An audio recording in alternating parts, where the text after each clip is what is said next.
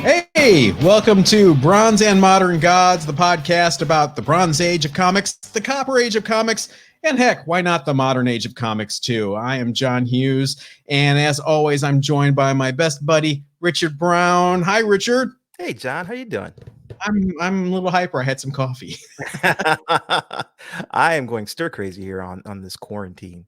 Yeah, I mean, let's talk a little bit about why we decided to start this podcast. This was kind of the inspiration, right? Right. Yeah, it's we're both avid comic fans and are limited in our choices of what we can do. We both go to conventions and our LCS and socialize, and we have none of those options right now. And so we've reached out to each other and kind of started this. Yeah, and give us a little bit about your background. So, what's your focus? What's your collecting focus, and how long have you been doing it? Yeah, I've been doing since I was a kid. I started collecting back in 1979, and just really had. I started buying books at 79. I don't think I actually started collecting, putting books in bags and things like that until early 80s. But I collected pretty avidly Marvel, some DC, but mainly Marvel books. And right before the 90s hit, I kind of took a hiatus and had other interests and pursued other things. And was cleaning Girls. my Yes, girls got married, had kids. Um, and then I was cleaning my mother's attic and found 6 long boxes, aged long boxes full of comics and bags and boards, and going through those and looking at, wow, that's worth how much now? Really sparked my interest again. And I started about a year and a half ago collecting rather avidly. I have a large collection given the amount of time that I've had to accumulate things. So So, what's as your focus? What do you like? What's your favorite? I am a Marvel guy. I like Fantastic Four, X-Men, any Spider-Man, especially Miles Morales, Spider-Gwen. Mhm. Those are really my hot spots in terms of collecting. And I've got a X-Men run from 94 through 300, which is my core, I think, for X-Men. Boing. And I'm trying to do a Spider-Man run from 50 to 301. That's my next focus. So, but I also jump around. I do a lot of random independents as well, or even DC books. Like I'm a big Teen Titans fan from back in the day. George Perez is one of my favorite guys. So but mainly my focus is Marvel, and that's where my experience really lies in. And what Oh, about you? I well, know you're really deep into some of the Golden Age stuff. that's I dabble in Golden Age, but I started, I would say, collecting, not only reading but collecting, since I was 5 years old. I remember the very first comic book I ever had, and where I got it from. It was Captain America 155, and I found it on the playground at my kindergarten during Oh, recess, wow. and I kept it. And I wish I still had it. I don't have that. I have it mint, but I don't have that copy. But yeah, and I've always collected ever since I was 5 years old. I won't tell you how old I am, but I will say it's over 45 years of collecting. My focus is mostly Bronze Age. I love Bronze Age. I love that's what, when you grow up, that's kind of what you're associated with the most, Right, right? right, absolutely. And Captain America is my jam. I've got a full run of the Silver Age, Bronze Age run from 100 all the way to the bitter end when it became Heroes Reborn, which Mhm. is Heroes Reborn. I'm gonna be real honest with everybody on this podcast. Heroes Reborn happened, and I quit collecting. I was so bitter and angry that Marvel would ruin the Mark Waid run by having Rob Liefeld, who I do have respect for. He's first of all, I'm the hugest Kirby fan you're going to meet. I mean, I Yes, you love are. Jack Yes, Kirby. you are.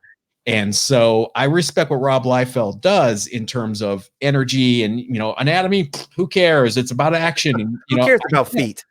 I get it, but I did not want to read a Captain America comic book featuring that. Thank you. Mhm. Um, so I really kind of fell out of it for a few years, and then I kind of got back into it when, I'm going to give them credit. Joe Quesada and Bill Jemas, that whole thing where they just kind of shook Marvel, picked them up by the ankles and shook them and All changed right. things, and were doing really weird things. And the book that really got me back in hardcore was, of all things, X Force by Michael Allred and Peter Really? Milligan, because they threw out everything that happened with Rob Liefeld, and reinvented the book. So it's good for the goose, I guess. Um, so yeah, that I've been doing it for a long time. I've got a pretty robust collection. Again, Kirby is my focus. Anything Bronze Age Kirby, Devil Dinosaur, Machine Man, New Gods, Commandy, Mandy, yeah. But I Yeah. buy a lot of other stuff too. Bronze Age really is, like you say, our sweet spot, and that's how we met. I went to Yeah. looking for comics, went to a comic shop that you were working at. Well, calling it a comic shop is being generous. It was a gift card store that had a comic section. 1988, by the way. I Yes, just want to throw 88. that out there. That's when we met. Actually, we met before then because no, we met at the comic shop. That's We met right. at the We met comic in shop. 87 when I first Yeah, started there. yeah, and you turned me on to onto different comics as well as to some nightclubs to hang out with, where I met my wife, and we've been friends ever since. It's been decades. Weird. For anybody that's watching doesn't know us, I'm in Long Beach, California. Yeah, and I'm in Strongsville, Ohio.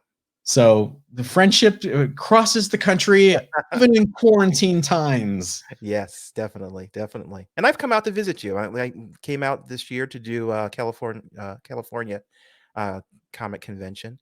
Yeah, let's give a shout out to Terry for the California Comic Con. If you guys have never been to the California Comic Con, it happens every January. It used to be in Orange, California. Now it's in Costa Mesa, California. And how would you describe that show, Richard? It is a comic book show for comic book fans. It is without any frills. There are no Funkos, there are no T-shirts, there are nothing but people with long boxes full of comics and walls full of slabs, and it was heaven. It was absolutely heaven. No cosplayers bumping you in the eye with a Yeah, sword. no. It is hardcore collecting, which is what we like. That's our jam. Yeah, absolutely. So, another inspiration for starting this weekend was supposed to be WonderCon. Yeah, yeah. Pour 40 out for my homies at WonderCon. And the thing about an online convention, I actually thought was a joke at first. April Uh, Fool. yeah, yeah, it's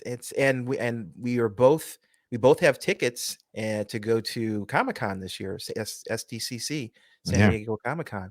And it's my first time. It would be my first time. And I was really looking forward to it. Had already got hotel rooms and we were all talking about plans. And then the situation we're in now where they're potentially going to be canceling the show. It's Well, real. it's April 12th. You know, Yeah, yeah. we record this, so we'll see what happens. It's Who knows? still a possibility, but I was talking to another friend of ours who would be going with us, and if we're going to be this is going to be the first show, I'd want it to be done right. I know I wouldn't want some half measure kind of event. I want the full experience, including the jostling crowds and the Yeah, cosplayers you'll get and all that. that stuff. You can tell my age when I'm like, this is too crowded. I'm looking forward. We do it once, and then after that, then I'll be the curmudgeon along with you. It's actually not that. It used to be worse. I've been going every year since 1991. Humble brag. And it's not so bad now because they've gotten really kind of militant about the badges with the RFID. We have to boop in and boop out. So it used to be you can kind of sneak in, really, honestly, back in the day, and it was as a result, it was way overcrowded. We were there last Saturday and Sunday, able to navigate pretty well without having to be, suffocated.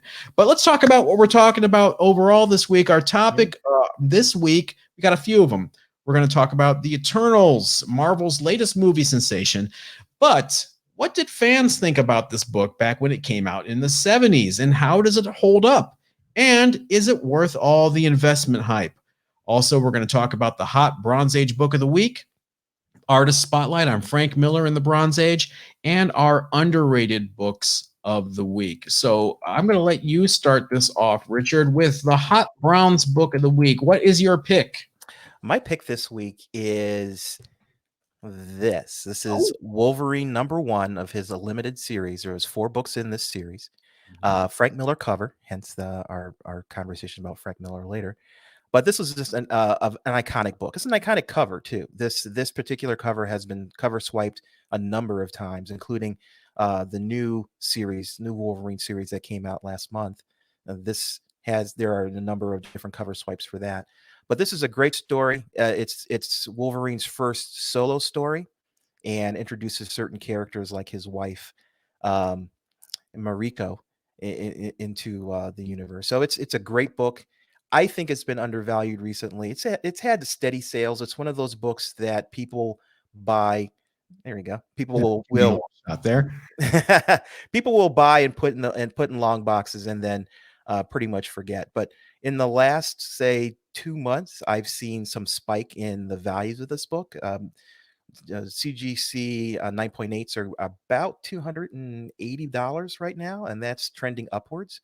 So it's a good time to buy these things. $290 isn't bad for a book from 1982 that has potentially the most iconic Marvel character on the cover, Wolverine.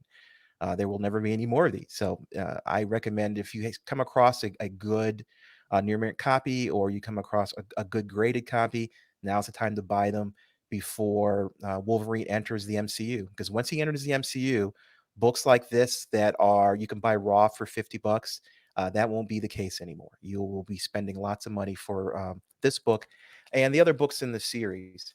Wolverine also had another book, just kind of a secondary pick here. This is the first issue of his first series. This is a full series, not just a limited run. First ongoing. Yes, first ongoing series. It is also very good, and this series went on for, boy, how many issues did this go on? It ran at least until the early 2000s, the original run. Yeah, for sure. Mm-hmm. But it's also a good book to pick up. You may even find them together. This is one of these. That's how I bought this particular copy. Book, you also bought your original copy from me at the comic book shop in 1989 or 88, I think. Did I really? Oh, that is so cool. That is so cool. I remember ordering that book. I had to decide how many copies to order, and it was like, I know this book is just going to blow out, and I want to have at least some to sell as a back issue. So I ordered very heavily on that book. Yeah, I looked to see what the print run on this was, and I could not find. I could find the print run from the 7th series, which is the one that just came out in 2020. It's about 190,000 for it.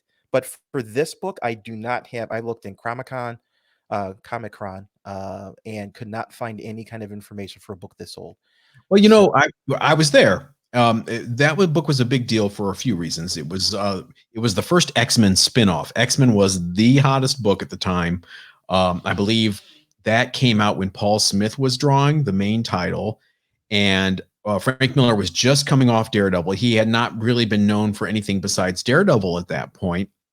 So you had the super popular character in the #1 book that Marvel was selling at the time, plus their hottest creator, plus their hottest writer, Chris Claremont. Yeah. And it was the first mini-series Marvel ever did, the limited series. That, along with Hercules by Bob Layton, were the two big deal limited series that were coming out.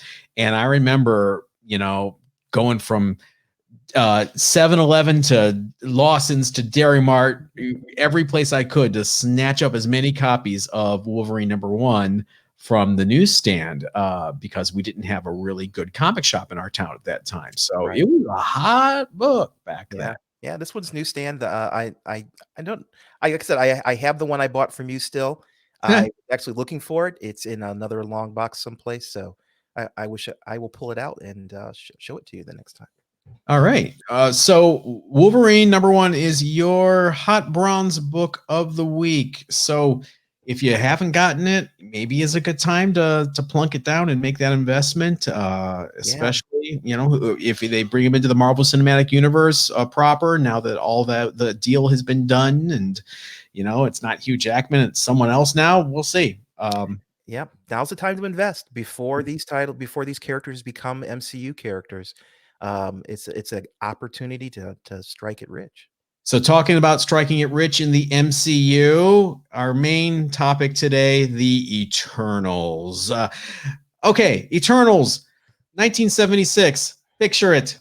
Jack Kirby is back at Marvel after a somewhat rocky run at DC, with the New Gods getting canceled after 2 years, and then OMAC and Commandy actually being his most successful title over there.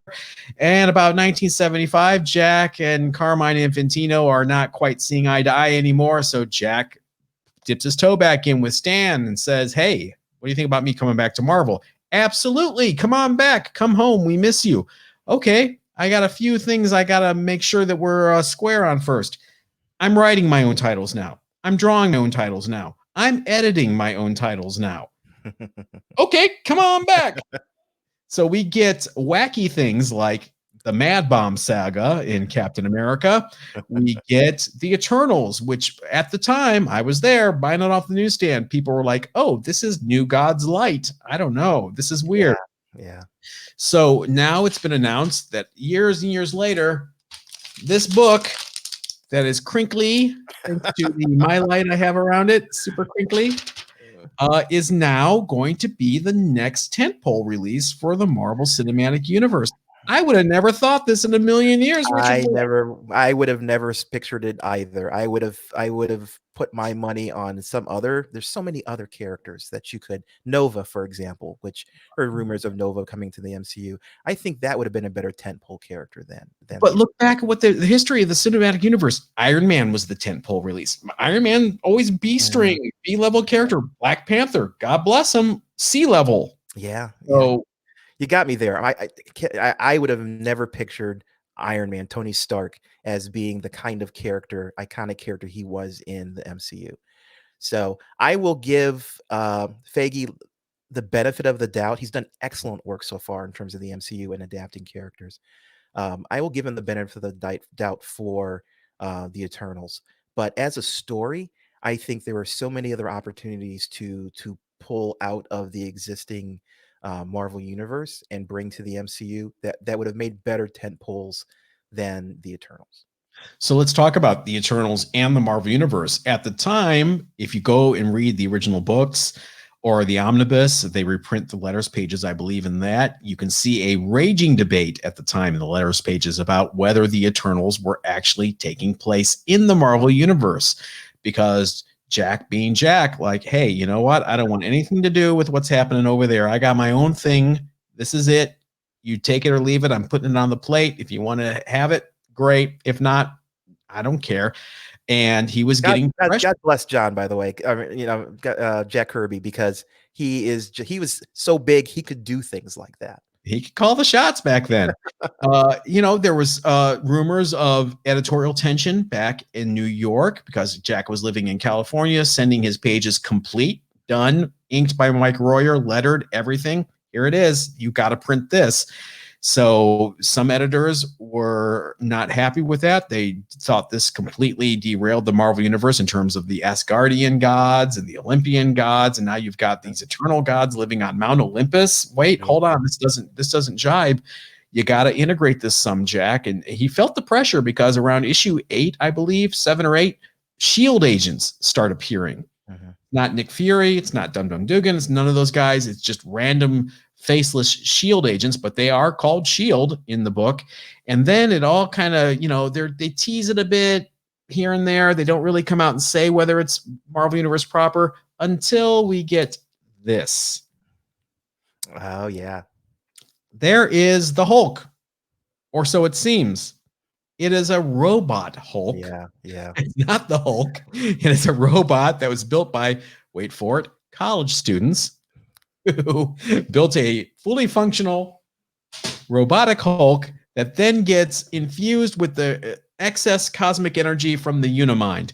Now, wrap your head around that for a minute and try to parse that. I'll give you a few. But it's actually a fun read. You kind of got to sit back and just take it for what it is. And not, you do. Yeah. You read it as a story of its own, not as a part of a bigger whole.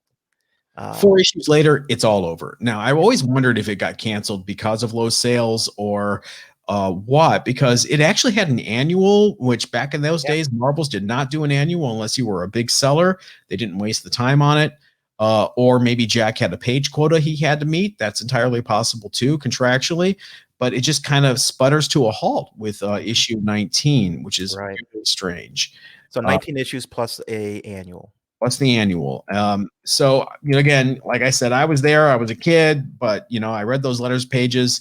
It was a big debate. What is this book? I have a full run of Comics Journal that I'm reading now on the iPad, thanks to technology, and it's really even more fun to see what was happening in the fan press at the time. People were up in arms over this book. It was a debate, like Jack the Hack.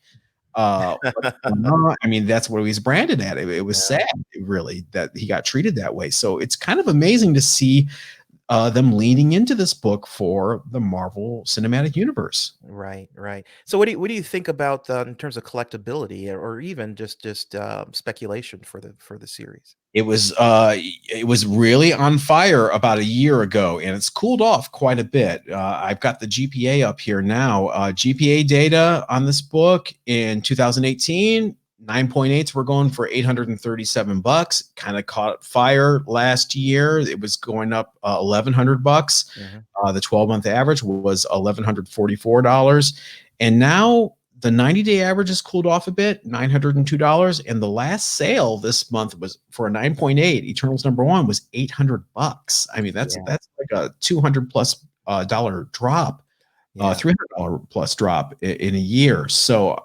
with everything going on right now, the movie probably will be delayed. If you want to strike now, might not be a bad time to strike now. Yeah, I think if you're a speculator, it's a good time. The prices are down, and it may be temporary. We'll see that first trailer. Once that first trailer comes out, we'll see a spike. That's the thing. You grab one now for $800, wait for that trailer to drop, and then put it up Right. for $1,300. You might make out. You just might. But whenever you wait for the trailer, you're also running the risk that you're going to have something that doesn't look so good, and it would end up not being the kind of bump that you really want to have. But I think it's a pretty good bet. I mean, like I say, I trust Feige, and if he wants to make this a tentpole movie, the first real movie in Phase 4, um, I think he has a good handle on things. So I have a couple. I have a full run of the Eternals raw, as well as a few graded. And I came across a great source that I turned you on to him too. Thank you. Where my Uh, 9.6 came from. yeah, he had a number of really mint books, Eternals books. So I picked those up, and I've been turning them over here and there. But I kept a full set of my own. I don't Uh, know the answer to this, but this is my speculation, different type of speculation. Heavily speculated book back in the day. mhm, Jack Kirby's back at Marvel. It was his second, I believe, ongoing title after taking over Captain America again in 1975. They were teasing it for months in the bullpen bulletins, which I love. mhm, It comes out, people kind of hoard it, and then it doesn't do anything, and it becomes quarter box fodder for mhm, decades. Those yeah, Eternals runs bounced around quarter boxes and 50-cent boxes for years, mhm. getting banged up, bent. Nobody gave a crap. So I don't know what the census is on Eternals now in terms of percentage wise. Yeah, I didn't look at it, but I think it's a hockey stick. You get the 9.8s as being the real rare exceptions, kind of like Amazing Spider-Man 300, where you get a large census, but only a very small number as 9.8s. And a very unforgiving black cover. Yes, very much so. And so the 9.8s are you can say justified at the higher price, but it's a huge drop off for 9.6s and anything lower than that. I know. Yeah, and issues 1 through 5 are really, have value. I think issue 8 too, I believe. Yeah, I think 8 has the first appearance of one of these Celestials that will be a key figure supposedly in the movie, and number 3 is the first appearance of Cersei. Right. But the rest of the issues, they are collectible, and if you want someone who wants the entire run, they're definitely worth picking up. And they'll be reasonable in price. I don't think, number 1, 3 1, 2, and 3 Mhm. really are the ones that are hot books. And so if you're looking for it in a full run, if you can get past the price for those first 3, you can pick up the rest of them at a reasonable price. Yeah, 3 might actually have some legs because Cersei's a pretty popular character. She was in the Avengers for a long time during that Bob Harris run, and she's fun. She's a fun character. Good old Angelina Cersei. Jolie. Is that who's playing Cersei? That's the rumor. Yeah. Holy, Yeah. holy Cersei! Yeah, I'm not sure. I'm not sure. I'm not sure. We'll have to wait. I'm crossing my fingers every now and then. I just say, "Come on, come on, Kevin Feige, please make this work." So, as the Eternals is ending its run in 1978-ish, there is another artist that's kind of on the fringes, working in the fan press and getting close to his first professional sale for Gold Key Comics, Twilight Zone, Frank Miller. Yeah. Yes, Frank Miller's first published work was in Twilight Zone number 84 for Gold Key Comics. And then after that, he went to do some work for DC with a spot, 2-pager in Weird War Tales number 68. And then he went to Marvel to work on Daredevil. That's Yeah. our artist spotlight this week. Good old Frank Miller. Frank Miller. Frank Miller and Daredevil. You couldn't separate the two. The whole saga that he did with oh my goodness, why am I not remembering her name? Elektra? Elektra, thank you. The Elektra saga, yes. Is just it's beyond iconic. It really drew me back when I was reading those books new. It made me wait every single month for the next issue because it was so on the edge of your seat. Yeah, I remember Daredevil was always the book like, okay, I used all my allowance money on the good stuff, and now I want another comic book, but there's nothing good. I'll pick up Daredevil. I hate Gene Colan. Fine. And then 1979 comes around, and I missed it. His first issue 158. I didn't see it on the stands, but I saw 159 with that cover with Bullseye and the Black Widow. And I'm like, whoa, who's the guy doing this Gil Kane ripoff kind of art? I like it. Check this out. And me and my best friend at the time, Eric, were obsessed with Daredevil, and it was bi-monthly, low print run. It was a hard book to find on the newsstands. Again, he was always a perennial, also ran B-lister, C-lister. And those books were hard to find back in the day, but boy, that changed real fast. Yeah, Frank Miller really put energy into that title and brought a real story to that title that has persisted. I mean, we've seen Elektra several times over the years. Frank Miller's Daredevil has been made into a TV series. It's with his energy and his influence, he's iconic for Daredevil. Daredevil 168 is a big key if you're looking for a bronze key. That is an important issue. And I cannot remember the issue number for the death of Elektra. 181. Pardon? 181, double side. 181. Thank you. So if you're looking for collecting keys for Daredevil, those are two really big keys. 168 is going for good money, as is 181. But I recommend that you pick up a omnibus, or if you can find the full run of Frank Miller, his work for Daredevil, pick it up. It's worth reading. It really is. Yeah, you kind of got to get past issue 182 where he digs up her grave and checks out her paws, her dead body to make sure that, she's really dead. Yeah. 90. Yeah, and she comes back. But you can't kill anybody in Marvel. Everybody, it's all, death is temporary in comic books. I think Uncle Ben has stayed dead. That's the one. Yes, I read that someplace that unless you're Uncle Ben, you will. It used to be Uncle Ben and Bucky Barnes. Yeah. God bless that Brubaker. You ruined that one for us, but it was a good story. So Daredevil, or Frank Miller, people may also know him for other books like the Dark Knight series. That was another really powerful story that influenced the Batman character. From that point forward. Sin City, another property that he did that was made into a movie.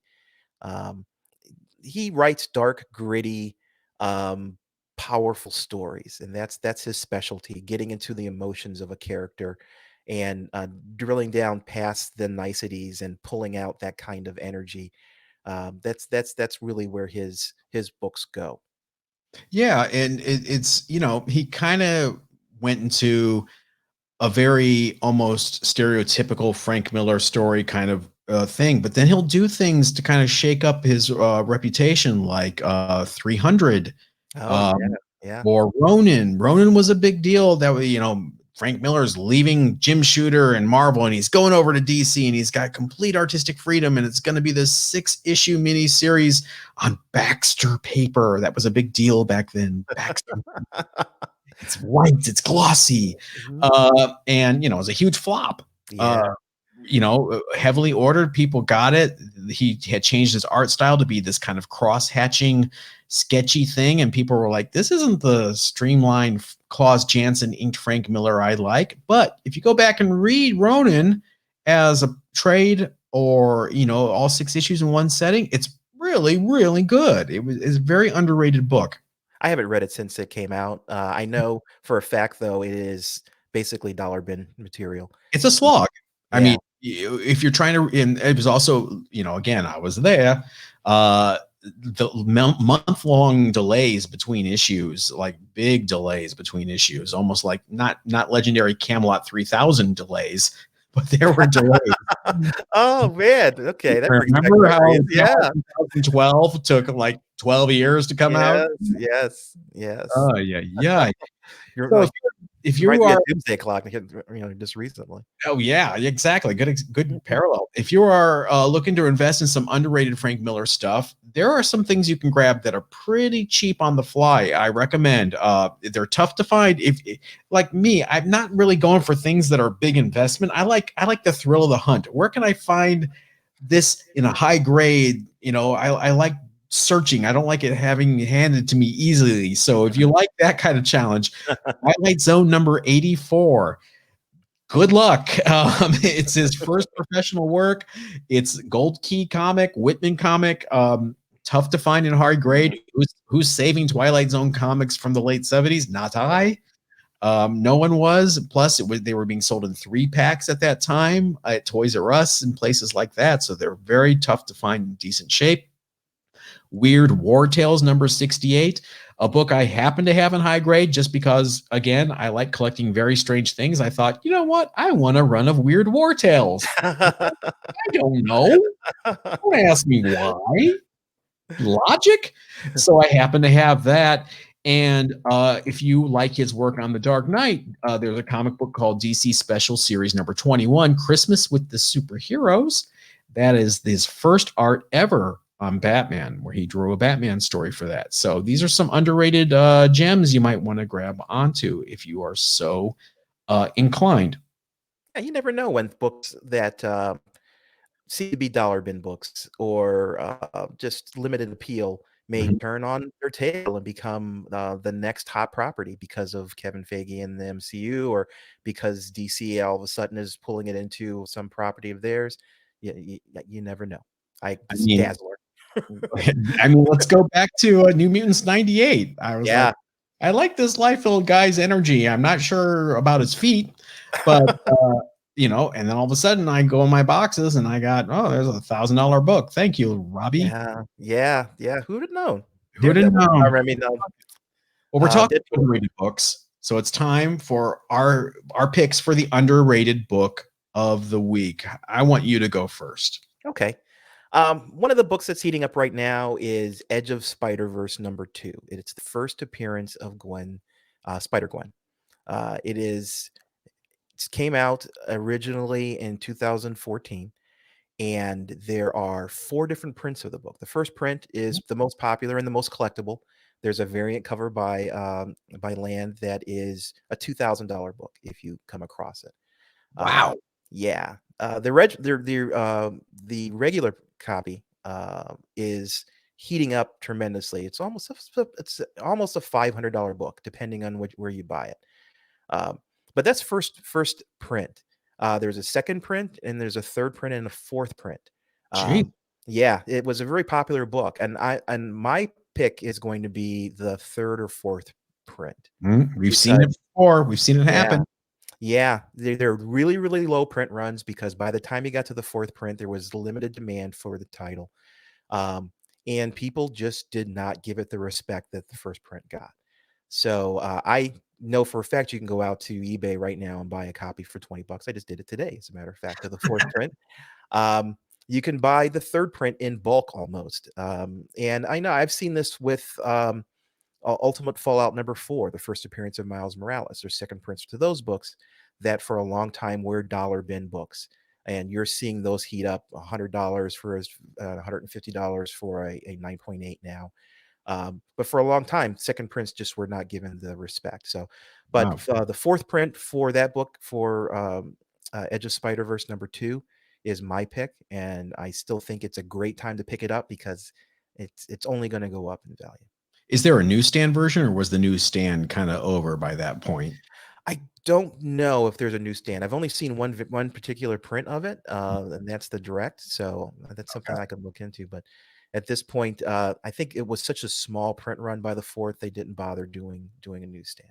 All right. Well, that's a good one to grab. Still affordable. And we've seen these third and fourth print books Yeah, from the 80s and 90s explode in value. I mean, Alt 377, for example. exactly. And the first appearance of Tim Drake as Robin, I believe, had a Yeah, newsstand second print, which is impossible to find.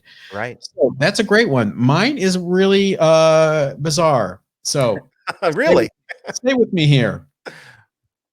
I'm going to recommend Star Brand #1. Okay, now I see Okay. everybody turning off their computers and walking away. Yeah. Okay. I got to see you pull this one through. All right, so here's my reason for picking Star Brand #1 as the underrated bronze/copper book of the week. You've got a great story. I mean, say what you want about the new universe. Star Brand was a great story from beginning to end with a couple wonky fill-ins there.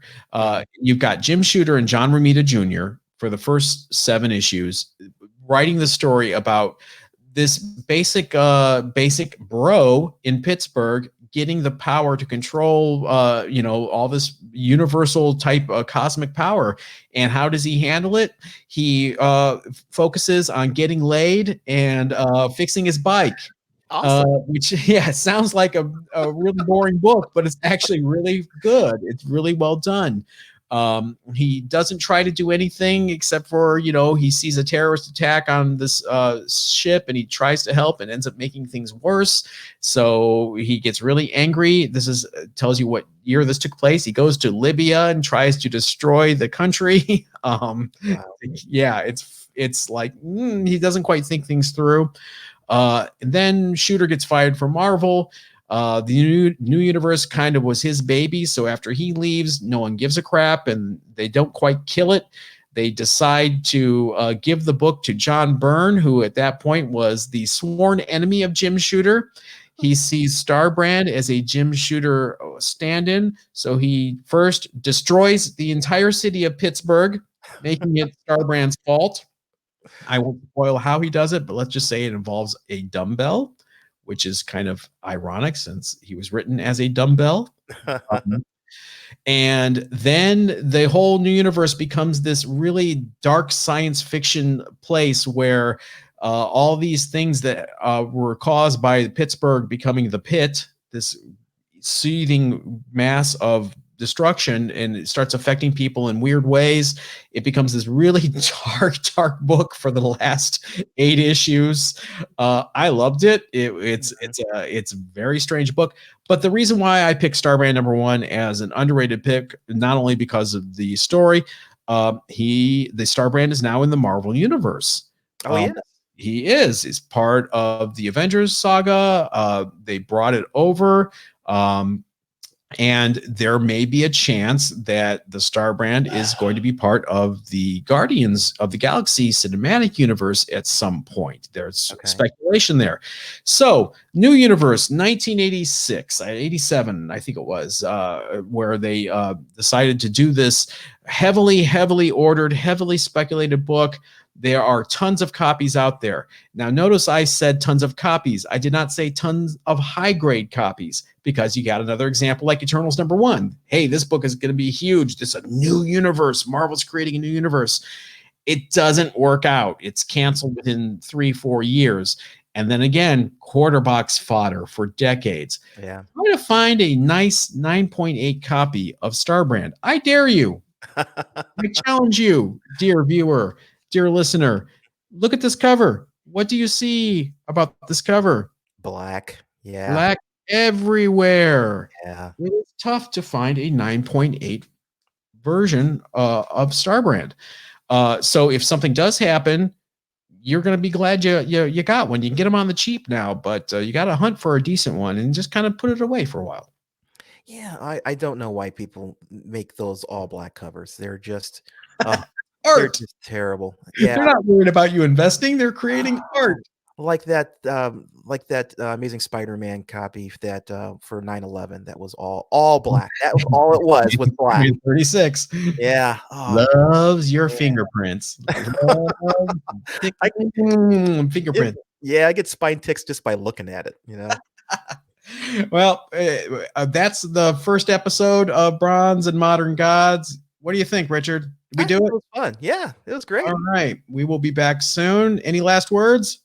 No, everyone have a good and safe holiday. Today is actually Easter. So that's it. All right. And with that, we will see you next time. Thanks, everybody.